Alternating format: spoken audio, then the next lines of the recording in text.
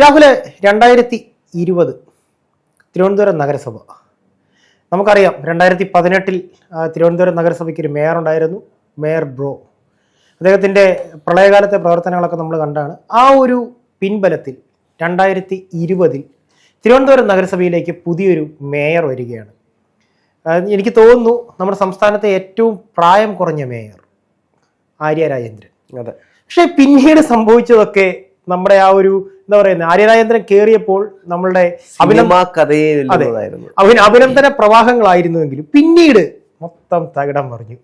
Troll പേജുകളിൽ ആര്യ രാജേന്ദ്രൻ നിറയുന്ന കാഴ്ചയാണ് കണ്ടത്. പക്ഷേ ഇപ്പോൾ എൻ്റെ സംശയം അതല്ല, എവിടെ ആര്യ രാജേന്ദ്രൻ എവിടെ? ആര്യ രാജേന്ദ്രൻ എവിടെ എന്ന് ചോദിച്ചു കഴിഞ്ഞാൽ എനിക്ക് തോന്നുന്നു ഇപ്പോൾ പിണറായി വിജയന് പോലും അറിയത്തില്ലായിരിക്കും എവിടെയാണ് ആര്യ രാജേന്ദ്രൻ എന്ന്. കാരണം പാർട്ടിക്ക് പോലും അറിയാത്ത രീതിയിലേക്ക് ആര്യ രാജേന്ദ്രൻ ആരും അല്ലാതെ പോയി. കഴിഞ്ഞ തെരഞ്ഞെടുപ്പിലാണെങ്കിൽ പോലും ഈ നിയമസഭാ തെരഞ്ഞെടുപ്പിൽ ഏറ്റവും ശക്തമായിട്ട് നിൽക്കേണ്ട ഒരാളായിരുന്നു. അതെ, അല്ലെങ്കിൽ ഒരു മുഖമായിട്ട് നിൽക്കേണ്ട ആളായിരുന്നു. തിരുവനന്തപുരം കോർപ്പറേഷനിലെ നഗരസഭയുടെ മേയറായിരുന്നു, മേയറൂട്ടിയായിരുന്നു തിരുവനന്തപുരത്തെ. എവിടെയാണ് എനിക്കൊന്നു ആ തെരഞ്ഞെടുപ്പിന്റെ സമയത്ത് ഒരു ദിവസം മാധ്യമങ്ങൾ കാണിച്ചിരുന്നു, കുഞ്ഞുമായിട്ട് അവിടെ വന്ന് നിൽക്കുന്നു.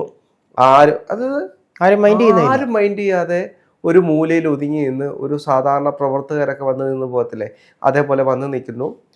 അറിയാവുന്ന ഒന്നോ രണ്ടോ പേരെ വന്ന് കൊച്ചിനെ ഒന്ന് താലോലിച്ചിട്ട് പോകുന്നൊരു സാഹചര്യമാണ്. എങ്ങും അറിയാത്തൊരു സാഹചര്യത്തിലേക്ക് ആര്യ രാജേന്ദ്രൻ മാറുന്നൊരു സാഹചര്യം ഉണ്ടായി.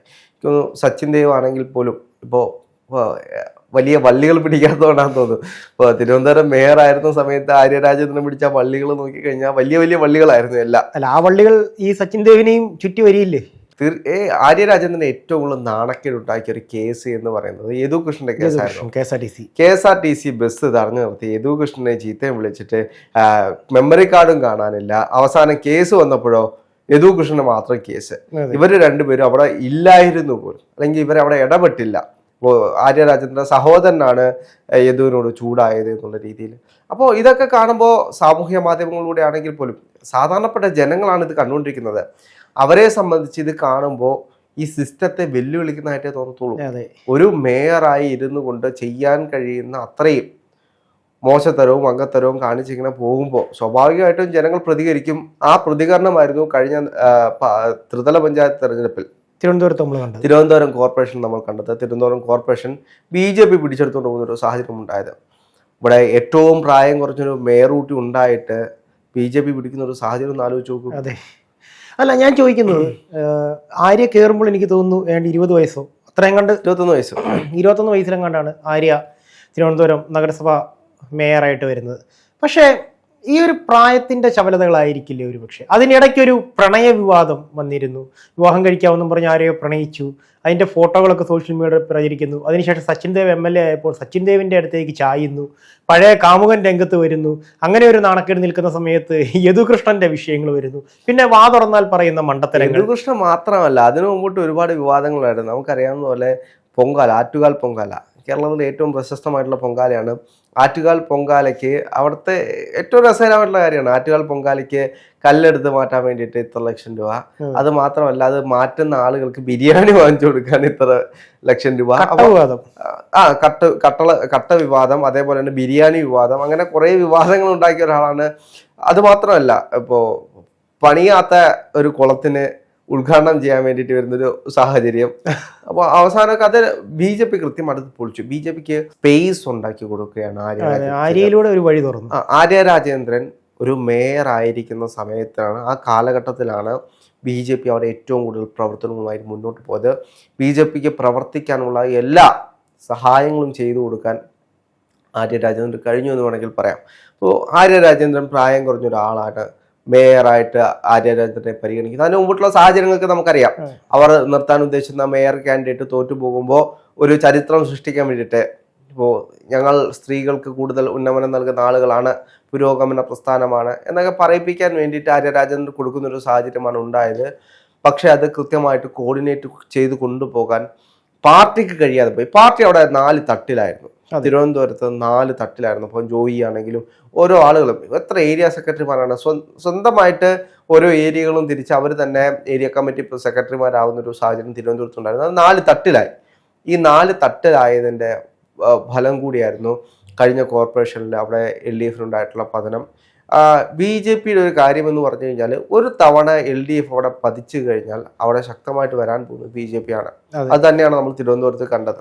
അവിടെ കോൺഗ്രസ് അവരുടെ കഴിഞ്ഞ കാലത്തെക്കാളും ബെറ്റർ ആയിട്ട് അവർ ഉയർന്നു വന്നിട്ടുണ്ട് ഈ തെരഞ്ഞെടുപ്പിലാണെങ്കിൽ പോലും. പക്ഷേ ഈ നിയമസഭാ തെരഞ്ഞെടുപ്പിലേക്ക് വരുമ്പോൾ ആര്യ രാജേന്ദ്രൻ ഇറങ്ങുന്നൊരു സാഹചര്യത്തിൽ അത്ര നല്ലൊരു കാൻഡിഡേറ്റ് ആയിട്ടായിരുന്നു ഇറങ്ങുന്നതെങ്കിൽ ഇന്ന് തിരുവനന്തപുരം ഏതെങ്കിലും മണ്ഡലത്തിൽ MLA ആയിട്ട് മത്സരിക്കേണ്ട ഒരാളായിരുന്നു. അപ്പോൾ അതിനുള്ള സാഹചര്യങ്ങൾ മുഴുവൻ തല്ലിക്കെടുത്തിയത് ആര്യ രാജേന്ദ്രൻ തന്നെയാണ്. യദുവിന്റെ വിഷയം ഒറ്റ രാത്രി കൊണ്ട് സോൾവ് ചെയ്തിരുന്നെങ്കിൽ ഈ ഒരു പ്രശ്നവും ഉണ്ടാവില്ലായിരുന്നു. അപ്പോഴും ഞാൻ സംശയിക്കുന്നത് ഈ രാഷ്ട്രീയ വനവാസം എന്നൊരു പ്രയോഗം സാഹിത്യ മേഖലയിൽ കണ്ടുവരാണ്. രാഷ്ട്രീയ വനവാസം. പക്ഷേ ശരിക്കും ആര്യ രാജേന്ദ്രൻ്റെ അതൊരു രാഷ്ട്രീയ വനവാസം പോലെ ഇപ്പോൾ ചിത്രങ്ങളിൽ എന്ന് മാത്രമല്ല നാവുകളിൽ പോലും മൊഴികളിൽ പോലും ആര്യ രാജേന്ദ്രൻ എന്ന് പറയുന്ന ഒരു വ്യക്തി പാർട്ടിക്കാർക്ക് കടന്നു വരാറില്ല. അല്ല, അവർ പ്രൊമോട്ട് ചെയ്യുന്നില്ല. അത് തന്നെയാണ് എൻ്റെ പ്രധാനപ്പെട്ട കാരണം. ആര്യ രാജേന്ദ്രനെ പ്രൊമോട്ട് ചെയ്ത് കഴിഞ്ഞാൽ പാർട്ടിക്ക് മോശം മുഖഛായ ഉണ്ടാകും എന്നുള്ള CPMന്റെ കൃത്യമായിട്ടുള്ള ധാരണയാണ് ആര്യ രാജേന്ദ്രനെ അത്തരത്തിൽ പ്രൊമോട്ട് ചെയ്യാത്തതിൻ്റെ പ്രധാനപ്പെട്ട കാരണം. കാരണം ആദ്യ തവണ ആര്യ രാജേന്ദ്രനെ ഏറ്റവും കൂടുതൽ പ്രൊമോട്ട് ചെയ്തത് CPM തന്നെയായിരുന്നു. അത് CPMന് ഒരുപാട് വെല്ലുവിളികൾ സൃഷ്ടിച്ചതുകൊണ്ടാണ്. ഇപ്പോൾ പ്രായം കുറഞ്ഞ ഒരാളാകുമ്പോൾ ഉണ്ടാകുന്ന ആദ്യമായിട്ടാണ് ഒരു കൗൺസിലറായിട്ട് മത്സരിക്കുന്നത്. ആ തവണ തന്നെ അധികാരത്തിലേക്ക് വരികയാണ്, മേയറായിട്ട് മാറുകയാണ്. അപ്പോൾ നയതന്ത്രം എന്ന് പറയുന്നത് അത്ര പെട്ടെന്നൊന്നും കിട്ടുന്നൊരു കാര്യമല്ല. അത് എക്സ്പീരിയൻസിലൂടെ കിട്ടുന്നൊരു കാര്യമാണ്. സ്വാഭാവികമായിട്ടും ഏറ്റവും പ്രായം കുറഞ്ഞ് ആദ്യ തവണ തന്നെ മേയറായിട്ട് വരുമ്പോൾ ഉണ്ടാകാൻ പോകുന്ന എല്ലാ പാളിച്ചകളും ആര്യ രാജേന്ദ്രൻ അവിടെ ഉണ്ടായി.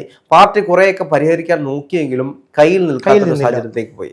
അതുകൊണ്ടാണ് അവിടെ ആര്യ രാജേന്ദ്രന് അല്ലെങ്കിൽ തിരുവനന്തപുരം കോർപ്പറേഷൻ കയ്യിൽ നിന്നും പോയതും അവിടെ ഒരു മുഖമില്ലാതായി പോയതും. ഇപ്പോൾ തന്നെ നേമത്ത് എന്തുകൊണ്ടാണ് ശിവൻകുട്ടി വീണ്ടും മത്സരിക്കാൻ മറ്റൊരു കാൻഡിഡേറ്റിനെ CPMന് കണ്ടെത്താൻ കഴിയാത്തതാണ്.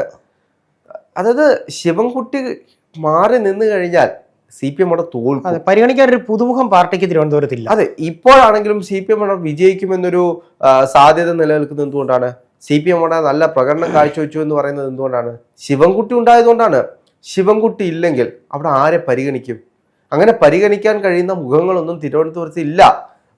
CPMൽ തന്നെ അങ്ങനെയുള്ള മുഖങ്ങളൊക്കെ ഇല്ലാതായി വരികയാണ്. CPMന്റെ ഒരു യുവനിര എടുത്തു വെച്ച് നമ്മൾ പരിശോധിച്ചു കഴിഞ്ഞാൽ കോൺഗ്രസിന്റെ അത്രയും പോലുമുള്ളൊരു മുഖം ആരെ പരിഗണിക്കും?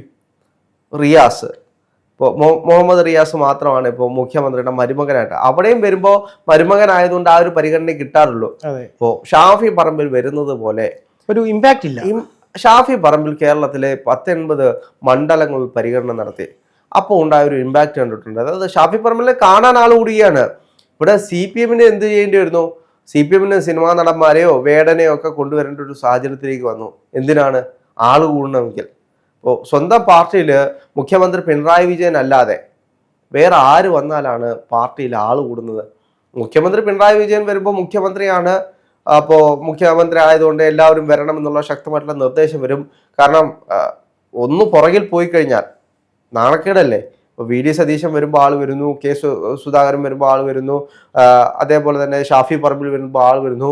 അപ്പൊ ഇവരെ എല്ലാം കവച്ചു വെക്കണമെങ്കിൽ മുഖ്യമന്ത്രി വരുമ്പോൾ ആള് കുറഞ്ഞു കഴിഞ്ഞാൽ അത് വലിയ ചർച്ചാ വിഷയമാവും. അതുകൊണ്ട് എപ്പോഴും CPM കൃത്യമായിട്ട് മുഖ്യമന്ത്രി വരുന്നുണ്ട്, അതുകൊണ്ട് നിങ്ങൾ 1000 പേരോ 2000 പേരോ കൃത്യമായിട്ട് എല്ലാ മണ്ഡലങ്ങളിൽ നിന്നും കൃത്യമായിട്ട് വരണമെന്ന് നിർദ്ദേശം കൊടുത്തിട്ടാണ് വരുന്നത്. ഇതിന്റെ പേര് വിവാദങ്ങളും ഉണ്ടായിട്ടുണ്ടല്ലോ. അതെ, സ്വാഭാവികമായിട്ട് ഷാഫി പറമ്പിൽ വരുമ്പോൾ അങ്ങനെയല്ല. കണ്ടറിഞ്ഞും കേട്ടും വരുന്ന ആളുകളാണ്. ഈ കോൺഗ്രസ്സുകാരെ സംബന്ധിച്ച് കോൺഗ്രസ്സുകാരെ ആരെയും വിളിക്കത്തില്ല. ഇപ്പോൾ നാളെ ഷാഫി പറമ്പിൽ വരുന്ന പരിപാടി ഉണ്ട്, നിങ്ങൾ വന്ന് പങ്കെടുക്കണം, അങ്ങനെ പറഞ്ഞു ഒരു കോൺഗ്രസ്സുകാരനും വിളിക്കത്തില്ല. പക്ഷേ CPMൽ അങ്ങനെയല്ല. നാളെ സഖാവ് പിണറായി വിജയൻ വരുന്നുണ്ട്, നിങ്ങൾ വന്നിരിക്കണം, വന്നില്ലെങ്കിൽ ഉണ്ടാകാൻ പോകുന്ന ഭവിഷ്യത്ത് നിങ്ങൾക്കറിയാമല്ലോ എന്ന് കൃത്യമായിട്ട് പറഞ്ഞു തന്നെയാണ് അവർ ആളുകളെ കൂട്ടുന്നത്. അത് കൃത്യമായിട്ട് അടിത്തട്ടിൽ വർക്ക് ചെയ്യും, ആളുകളെല്ലാം കൃത്യമായിട്ട് വരും. അതാണ് സംഭവിച്ചുകൊണ്ടിരിക്കുന്നത്. അപ്പോൾ അങ്ങനെ ഒരു യുവമുഖങ്ങൾ എടുത്തു കാണിക്കാൻ CPMനകത്തില്ല. DYFIയിൽ ആരുണ്ട്? SFIയിൽ ആരുണ്ട്? ഇപ്പോൾ ശിവപ്രസാദിനെയൊക്കെ കണ്ട് ആര് വരും? അപ്പോൾ അവരെ തന്നെ സ്വന്തം പാർട്ടിയുള്ള ആളുകൾ ട്രോളുന്നൊരു സാഹചര്യത്തിലേക്ക് പോയി. അപ്പോൾ അങ്ങനെ അവർക്ക് കൊടുത്തേക്കുന്ന മുഖം തന്നെ ഗുണ്ട അല്ലെങ്കിൽ ആ രീതിയിലേക്ക് ലേബലൈസ് ആയി പോയി. അപ്പോൾ സ്വാഭാവികമായിട്ടും നല്ലൊരു മുഖം പിന്നെയുള്ള ചിന്താ ജയറാമിനെ പോലുള്ള ആളുകളാണ്. അപ്പോൾ നമുക്കറിയാം, അപ്പോൾ റഹീം, അപ്പോൾ ഇത്തരത്തിലുള്ള ആളുകളാണ് അവിടെ മുഖങ്ങൾ എന്ന് പറയാൻ സനോജ്, സ്വരാജ് മാത്രമല്ലേ ഉള്ളൂ, അല്ല സനോജ്, ജയിക്ക്, ഇങ്ങനെയുള്ള ആളുകളാണ്. ഇപ്പോ സ്വരാജ് വന്നു കഴിഞ്ഞാൽ എത്ര പേര് വരും, എത്ര ആൾക്കൂട്ടം വരും? സ്വരാജിന്റെ പോസ്റ്റുകളൊക്കെ ഫേസ്ബുക്കിലും ഇൻസ്റ്റാഗ്രാമിലും ഒരുപാട് പേര് ഷെയർ ചെയ്യുമെന്ന് പറഞ്ഞുകൊണ്ട് സ്വരാജ് ഒരു പരിപാടിക്ക് വേണ്ടിയിട്ട് വന്നു കഴിഞ്ഞാൽ എത്ര ആളുകൾ കൂടും? ഷാഫി പറമ്പിൽ വരുന്നതിന്റെ അത്രയും ആളുകളൊന്നും കിട്ടില്ല.